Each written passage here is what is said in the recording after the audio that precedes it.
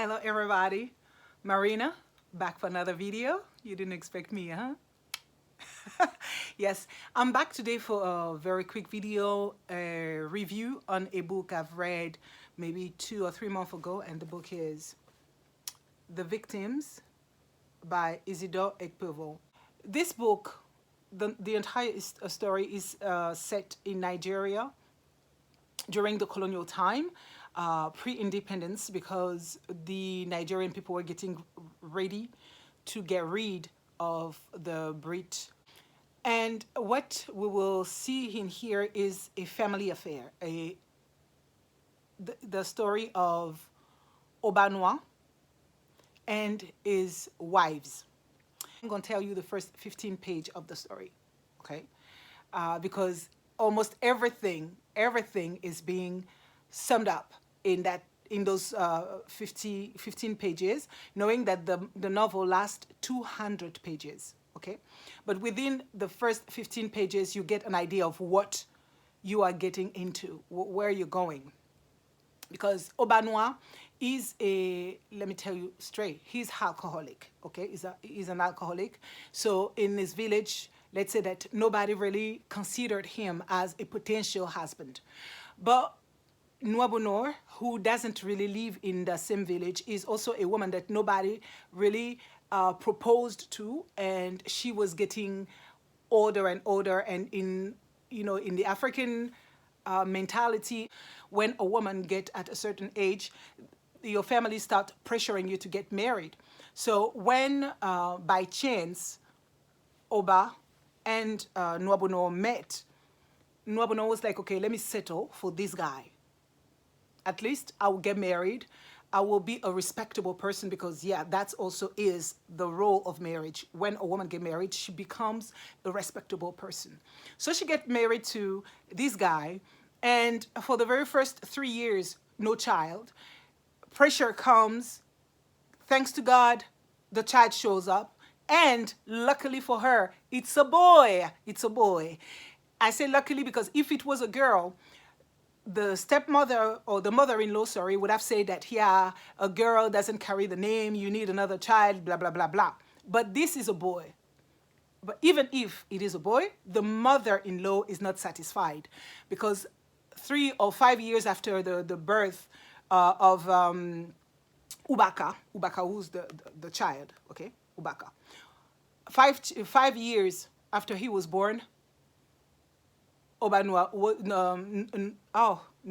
was unable to conceive. So the mother-in-law started to pressure his son again, asking him to get a second wife because she wanted more grandson and grandchildren or whatever.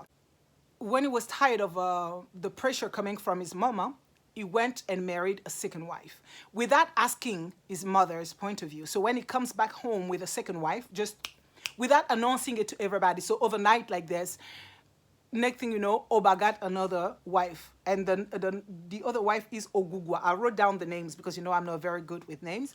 So he comes home with Ogugwa, and the mother is not happy. She's like, of all the women in this town, the only one you found to go and marry is Ogugwa. And the reason being is Ogugwa already had children. She had 2 daughters, twins, that she had with a Portuguese, because she kind of was a whore. So she went out with this white man, hoping to change, to transform her life or whatever, and it didn't work out. So she ended up having those mulattoes with her, but the husband was the father didn't take care of them. He didn't even recognize the children. He got married to this girl, or to this woman, just to annoy his mother, kind of. So the mother was pissed, but she couldn't say much more than that, because she was the one who wanted her husband, her son, to get married. So when Nobanua find out that her husband has gotten a new wife, she tries in the beginning to try to make things work, because she doesn't want to lose the husband. And the reality and the truth of the story is, she was the one in charge of that house. Oba, let's say that he drinks his own money, all his money goes down his throat because, as I said before, he's an alcoholic. But nobody calls him that because he's a man. We are in Africa. He enjoy alcohol a little bit too much, but to call him an alcoholic, nobody would dare say so.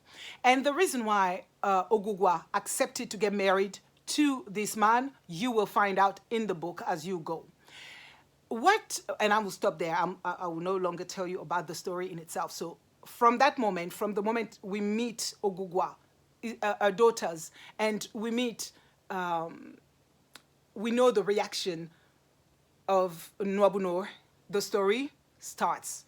It's like every day they fight. Every 2 days, man and husband fight. Mostly the first wife and the husband, they fight. As I said, the reason is that Nwabunor was supporting many things. She was taking care of herself, of her husband, and of the child that they had. And people didn't know in the outside. They just felt like, oh, this man takes care of his family, because she was protecting her husband.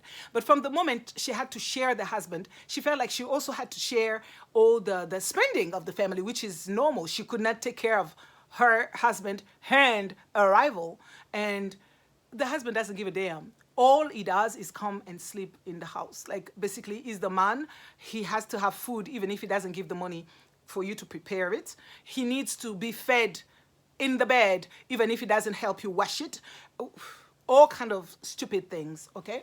So from that moment on, the situation is going to be complicated. We also, in this novel, see the economical situation in Nigeria and all the corruption in the political system, because apart from the alcoholism, we will also witness betrayal in this family. Betrayal that is justified in a certain way because, as I said, the man is up to no good. These wives of his have to take care of themselves. So at a certain point, women start thinking, if we do everything by ourselves, why should we remain faithful to a man who doesn't even want to share his body with us when we are this young and we can still enjoy our lives, okay? This type of situations. And the other situation is that the man is supposed to be the provider. From the outside, those who do not know them personally, they always think that Oba is the sole provider. And so many men clap their hands when they see him. Oh, you're a real man. Two women under the same roof, and you can manage that. Oh, no, you're the true man. The thing they don't know is what we readers know. He is not a man at all. At no level is he a man.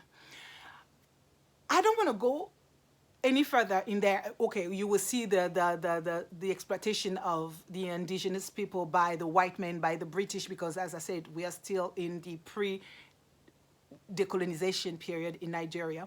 But the strength of this novel, because I don't want to go on and on and on about it, the strength of this novel is the ending, the drama.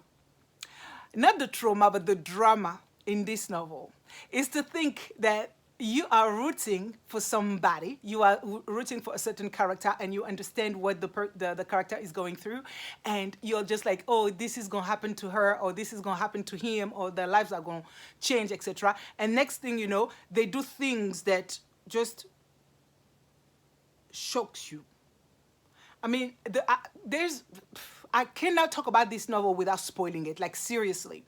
I would like for you to read it, and as we do per usual, if you read the novel, you DM me on my Instagram or you send me messages and we can discuss about it, because we can talk about everything. This novel is constructed in a certain way that if you start talking about it, you spoil many things, because the strength of it is also the discovery of things pages after pages.